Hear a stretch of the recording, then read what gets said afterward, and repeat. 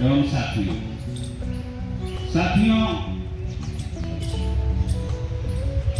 आज 25 नवंबर के बाद आज लगभग 88-89 दिन हो गए। 25 नवंबर को अचानक हमारे चेयरमैन साहब को सपना आता है कि अब वो विभाग चला नहीं सकते, और उन्होंने हमारे कर्मठ प्रदेश के सभी मुख्य अभियंताओं को बुलाया, प्रदेश के सभी डायरेक्टर्स को बुलाया और मीटिंग ली, और शुरुआत में ही पीपीटी द्वारा दिखाया कि इतने करोड़ का कर्जा हो गया है और हमारा यूपीपीसीएल एक जाल में फंस चुका है और चला नहीं सकते। साथियों, अगर आप चला नहीं सकते तो आप चले जाइए, हम चला के दिखाएंगे। आप छोड़ दीजिए, आप निकम्मे हो सकते हैं, हम निकम्मे नहीं हैं। हमने इस विभाग को आजादी के पहले से चलाया है।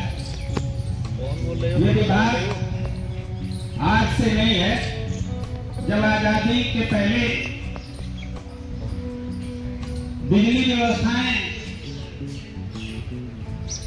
छोटे छोटे क्षेत्रों में बड़े बड़े उद्योगपतियों के हाथ में हुआ करती थी। बिजली सिर्फ और सिर्फ महलों की चीज हुआ करती थी। भोग विलास, देश में कोई संसाधन नहीं थे, फिर भी देश की सरकारों ने पूरी देश के हर कोने में बिजली व्यवस्था पहुंचाने का प्रयास किया। जितने निजी घराने के बिजली घर थे, जितने निजी घराने की वितरण व्यवस्थाएं थी, सबको एकीकृत किया गया और हर राज्यों के तहत एक विद्युत बोर्ड का गठन किया गया। हर घर में बिजली पहुंचा दी, हर घर में मीटर लगा दिया। अब हमारी व्यवस्थाएं दुरुस्त हो गई। तब हमारे देश के कुछ उद्योगपतियों की दृष्टि हमारे विभाग पे पड़ गई। अब उन्हें ये लग रहा है कि ये सारे संसाधन बन गए हैं, हमें कुछ नहीं करना है, अब जनता से दोहन करना है। साथियों, मैं एक रिपोर्ट पढ़ रहा था कल। आप लोगों को बताना चाहता हूं कि प्राइवेट कंपनियां कैसे जनता का दोहन कर रही हैं। आप ऐप यूज करते हैं उबर या इस तरह से टैक्सी बुक करने के लिए। अब ये कंपनियां किस स्तर से जनता का दोहन करती हैं। अगर आपके कहीं किनारे रात में पड़े हुए हैं और आपको टैक्सी बुक करना है और आपकी बैटरी 10% से कम हो, कोशिश करते हैं कि जल्दी से बुक करो भाई, नहीं तो रात में हमारा डिस्कनेक्ट हो जाएगा तो मुझे और दिक्कत होगी। अब ये कंपनियां बैटरी तक की मॉनिटरिंग करते हैं कि आपकी बैटरी कितनी है, और जैसे ही उन्हें पता चलता है कि आपकी बैटरी 10% से कम है तो जो राइड की कीमत 100 रुपए होती है उसकी कीमत 250-500 कर देते हैं, और आप मजबूर होते हैं कि यार अभी नहीं करूंगा तो मेरी राइड बुक नहीं हो पाएगी, और आप 250-500 रुपए में वही टैक्सी जो 100 रुपए में मिल सकती है उसको आप बुक करते हैं। इस तरह से निजी कंपनियां लोगों की जेब काट रही हैं और आप चुपचाप उनका शिकार बन रहे हैं, आपको जानकारी भी नहीं हो रही। इसी तरह निजी हाथ में नहीं है क्योंकि वो लाइसेंस ही नहीं है वितरण का, वो हमारा फ्रेंचाइजी है, हमारी शर्तों पे काम करता है, हम उसको बिजली देते हैं और हमारे जो नियामक आयोग से जो हमें रेट मिलते हैं उसी रेट पे वो उसको बेचने की बाध्यता है, इसलिए वो बेच रहा है उतने पे ही। और उस पे भी जो आपका बिजली का दाम है 4 रुपए 36 पैसे के रेट से हम बिजली दे रहे हैं आगरा को, और हमारा खरीद है 5 रुपये 54 पैसा। 5 रुपए 54 पैसे की बिजली खरीद करके हम 4 रुपए 36 पैसे की रेट से आगरा टोरेंट को दे रहे हैं। उसके हिसाब से लगभग 2200 करोड़ रुपए का प्रति वर्ष पावर कॉर्पोरेशन को घाटा हो रहा है। 2010 से आज 2025 हो गया, 15 वर्ष हो गए। 15 वर्ष में अगर एवरेज रखिए, मत 2000 करोड़ रखिए, 1000 ही करोड़ रखिए, तो 15,000 करोड़ रुपए का घाटा तो हमने यहां दे दिया। इसकी जिम्मेदारी क्या हमारी है? कर्मचारियों की है। क्या कर्मचारियों ने कहा था कि आप कम रेट पे इनको बिजली दीजिए? ये फेलियर आपका है। बिजली की खरीद का इतना बड़ा घोटाला इस विभाग में होता है। निजी बिजली घराने बहुत बन गए हैं। उत्पादन गृह, निजी बिजली गृहों से 12 रुपए पर यूनिट तक के बिजली के करार हुए हैं। जब आपकी सेल प्राइस है 4 रुपए 5 रुपए, तो आप 12 रुपए की बिजली क्यों खरीद रहे हैं?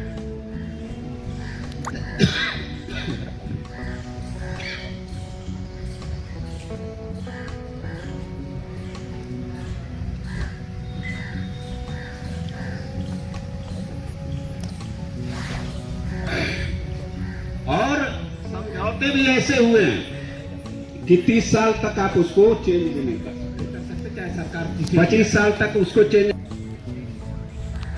लेकिन मंत्री जी बोल रहे थे कि आपकी सपा की सरकार आई, आपने क्यों नहीं चेंज किया? ठीक है भाई, उन्होंने नहीं किया, उन्होंने गलती की। आप क्यों नहीं चेंज कर दे रहे हो?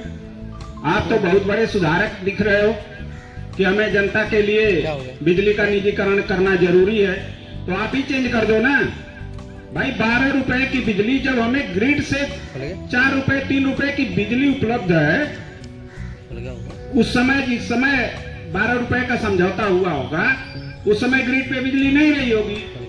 आप उपलब्ध है, तो आज आप क्यों नहीं निरस्त कर रहे हो उस करार को? तो साथियों, इस तरह से ये जानबूझ करके जनता को, जानबूझ करके कर्मचारियों को गुमराह कर रहे हैं। मंत्री जी का एक और भाषण था, उसी बीच में जवाब में दे रहे थे कि कर्मचारियों का कोई अहित नहीं होगा।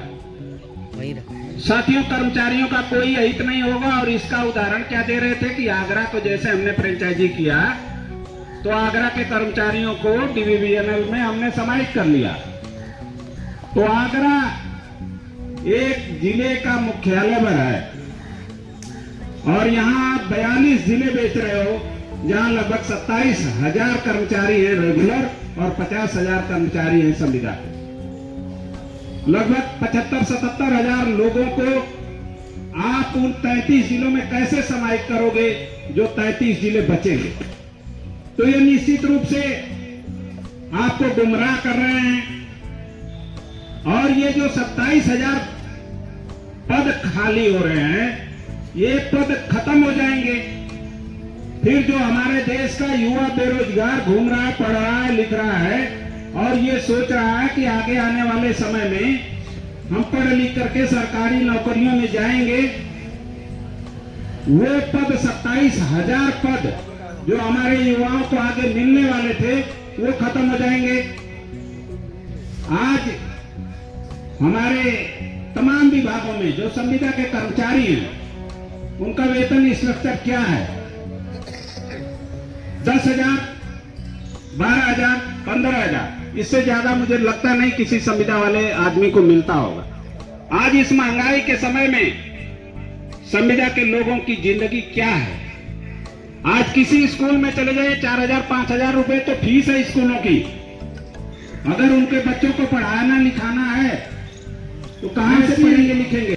व्यवस्थाएं बनाई जा रही हैं कि गरीब गरीब होता जाए और अमीर अमीर होता जाए। अमीर देश के संसाधनों पे कब्जा कर रहा है और गरीबों को बस छोटे छोटे दिलासे दे करके, धर्म और जाति की लड़ाई में लड़ा करके, लोगों को फंसा करके इस देश की संपत्ति को, जो इस देश के लोगों के टैक्स से बनी हुई है, इस देश की संपत्ति को कुछ पूंजीपतियों के हाथ में औने पौने दाम पे बेचने की साजिश चल रही है। साथियों, आप सभी को मैं आग्रह करना चाहता हूं कि आप सभी लोग जो इतनी देर से यहां आए, आप सभी का आभार व्यक्त कर रहा हूं और आप सबसे एक अपील कर रहा हूं कि अपने एक एक साथी को जोड़िए। ये लड़ाई न मेरी है, न नीतीश की है, और न जितने लोग आए उन्हीं की है। ये लड़ाई सबकी है। ये लड़ाई छात्रों की भी है, ये लड़ाई किसानों की भी है, ये लड़ाई बेरोजगारों की भी है और ये लड़ाई पूरी जनता की है। और इस लड़ाई में हमें सबको जोड़ना पड़ेगा। देखिए, आप ये समझ रहे हैं कि हम नौकरी कर रहे हैं, आप नौकरी नहीं कर रहे हैं। एक समाज है, उसकी एक बड़ी जनसंख्या है। उस बड़ी जनसंख्या में सरकारी डिपार्टमेंट 2% नौकरी देता है। अब आप समझिए कि 2% लोग, ये आपकी काबिलियत नहीं है। ये समाज में उन सबकी आपको जिम्मेदारी मिली है कि आप 2% होते हुए भी 100% के लोगों के लिए काम करेंगे। निश्चित रूप से ये आपकी जिम्मेदारी बन गई है, क्योंकि वो जो वैकेंसी निकली है वो पूरी जनसंख्या के लिए निकली है, लेकिन मिली आपको है। तो ये वैकेंसी पूरे समाज की है, उसका प्रतिनिधित्व आप कर रहे हैं। ये आप अपनी नौकरी नहीं कर रहे हैं, पूरे समाज का प्रतिनिधित्व कर रहे हैं। इसलिए आपकी जिम्मेदारी है कि इस समाज को जगाने के लिए आपको अपने समय में से समय निकालना पड़ेगा। जो लोग कह रहे हैं कि मेरे यहाँ शादी है, शादी बिल्कुल होगी। जिसके यहाँ घर पे है उसकी तो मजबूरी है, लेकिन जिसको निमंत्रण है, आमंत्रण है, वो तो ये न कहे शादी तो रात में होगी। तो ये सबको घरों से निकलने की जरूरत है, सबको घरों से निकालने की जरूरत है और सबको जनता के बीच में ले जाना है। जहां भी आपको मौका मिले, चाहे आप नुक्कड़ सभाएं करिए, चाहे आप पंपलेट छपवाइए निजीकरण के विरोध में, चाहे जो कुछ बन पड़े अपने लेवल पे, संगठन तो जो कर रहे हैं आपको अपने लेवल पे समाज के लिए करना पड़ेगा। और निश्चित रूप से सबको अगर आप जगा ले गए तो किसी के दम नहीं है कि इस विभाग का निजीकरण करते। विश्वास दिलाता हूं कि चाहे जो भी हो जाए, खून के अंतिम कतरे तक इस लड़ाई को लड़ी जाएगी और निश्चित रूप से इस विभाग को बचा करके हम दिखाएंगे, इसमें कोई दो राय नहीं है। साथियों, आप आज शपथ लीजिए कि अपने हर सदस्य को, अपने हर साथी को आप इस मुहिम से जोड़िए। और निश्चित रूप से मैंने अध्यक्ष जी को भी कहा है कि अब हम बैठे नहीं रहेंगे। अब हम आपको बुला रहे थे, अब तक आप नहीं आ रहे थे, अब हम आपके घर आएंगे, आपके डिवीजन में आएंगे, आपके बिजली घर पे आएंगे और आपको बुलाएंगे। आपको कहीं से छोड़ेंगे नहीं कि आप न आइए। इसलिए मैं अध्यक्ष जी से कहा है कि एक कोर टीम बनाइए 10 लोगों की। 10 लोग हर डिवीजन में जाएंगे, हर बिजली घर पे जाएंगे, उनसे पूछेंगे कि आपकी क्या समस्या है, क्यों नहीं आ रहे, और निश्चित रूप से हम उनको अपने साथ जोड़ेंगे। इन्हीं सब बातों के साथ मैं आपको इस लड़ाई में अपना योगदान देने के लिए बहुत आभार व्यक्त करता हूँ। धन्यवाद। जय संगठन, जय भारत।